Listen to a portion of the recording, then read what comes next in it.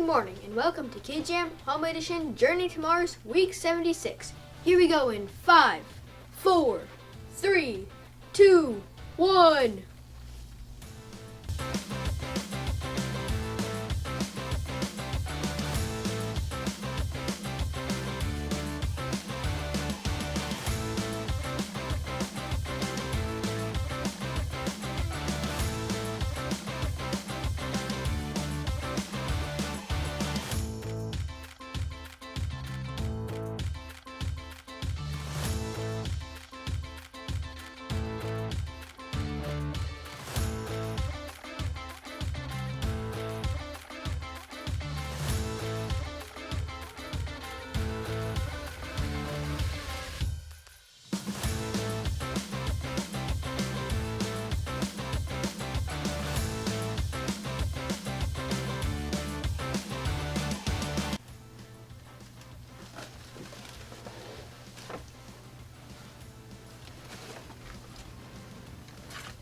Well, here we are. Yep. We are the first men to set foot on Mars. Yep. Think about it, Mick. Think about all the people who dreamed of being here, and we get to be the first. Yep. What do you think, Mick? Tell me, what do you think about living here on Mars? Well, it's kind of boring. Boring? Mick, we're on Mars! I know we're on Mars. You know what else is in Mars? Nothing. There's no Taco Bell, there's no cable TV, and there are no video games. But it's Mars, bro! It's boring, bro. I've been here 5 minutes and I'm thinking, what's on TV?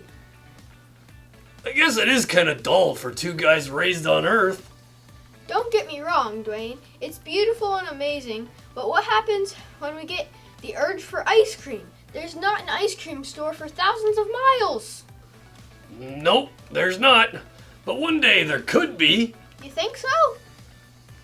Hey, if humankind can send two guys like us up here, surely they can put a convenience store with ice cream.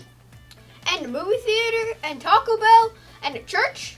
Funny you should say church, because I've always believed with God anything is possible. Yeah, you're right. God was always doing things that seemed impossible in the Bible. He's done the impossible in my life many times. Mine too. I don't know, Mick. Maybe one day there will be a convenience store with ice cream up here. Maybe there will be a life on Mars. Regardless if that ever happens, I know I can trust God to do amazing things in my life. You said it, brother. Now, let's get back to Earth. I really want some ice cream. Already? We just got here.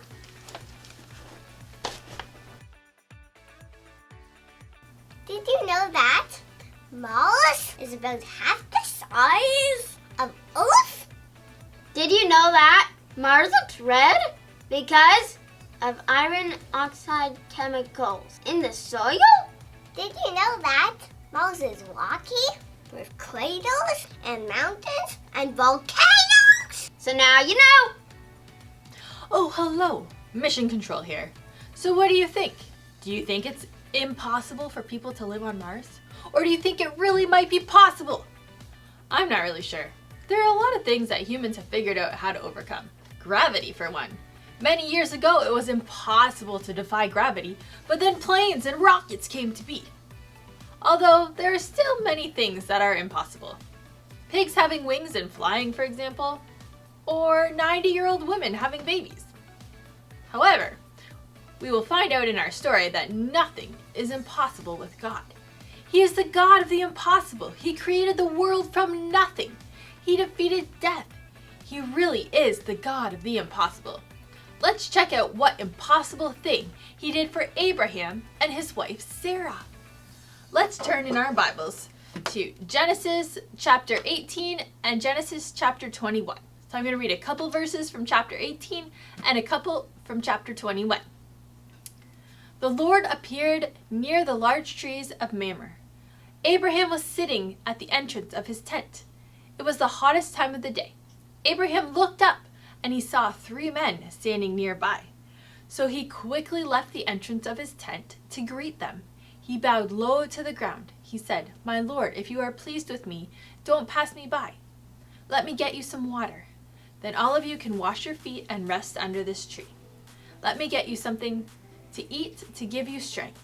Then you can go on your way. I want to do this for you now that you have come to me." "All right," they answered, "do as you say." So Abraham hurried into the tent to Sarah. "Quick," he said, "get about 36 pounds of the finest flour and prepare it and bake some bread." Then he ran over to the herd. He picked out a choice tender calf. He gave it to the servant, who hurried to prepare it. Then he brought some butter and milk and the calf that had been prepared. He served the 3 men. While they ate, he stood near them under a tree. "Where is your wife Sarah?" they asked him. "Over there in the tent," he said. Then one of them said, "I will surely return to you about this time next year. Your wife Sarah will have a son." And in chapter 21, continuing, "The Lord was gracious to Sarah, just as he said he would be. The Lord did for Sarah what he had promised to do. Sarah became pregnant. She had a son by Abraham when he was old. The child was born at the exact time God had promised. Abraham gave the name Isaac to the son Sarah had by him." Abraham was an old man when God called him to travel into the wilderness. God promised Abraham that even though he was old, he would be the father of a mighty nation. Abraham believed because he had faith, but Sarah, who was also very old, just laughed when she heard God's promise. Imagine both of their surprise when the prediction the visitors had made came true. Even though they were old, God gave them a child of their own, and that child, Isaac, had 2 sons named Jacob and Esau. Later, God would change Jacob's name to Israel, and then Jacob had 12 sons who became the 12 tribes of Israel. God can do things we think are impossible. When all hope seems lost, when our own intelligence and skills just won't do, we can trust that God can do miracles for us. This year, as you face each day at school, you may think that getting to the end of the year seems impossible. You may think that reading seems impossible, or math, or writing, or doing well on your test. Maybe making a friend seems impossible to you. There are many things at school that may seem impossible this year, but when we have faith in Christ, we can see miracles take place. God can change the heart of a bully. He can help us through each day of school, 1 minute at a time. He can give you understanding of your math, reading, and writing. He might find someone to help you through those tough subjects. He can give you clarity on test day. He may have a friend just waiting for you if you have enough courage to take the first step. God just asks us to pray and believe that He has the power to answer our prayer no matter how impossible our problem may seem. Now, I don't know what miracle you need this morning, but I know that God is already working on the solution. God can do what we think is impossible. He's just waiting for us to believe in Him and to trust Him. I want you to take a minute and think about what you are facing that seems impossible today, and then give that impossible thing to God. Pray and ask God for a solution, to make it possible if it is part of His will, and then wait.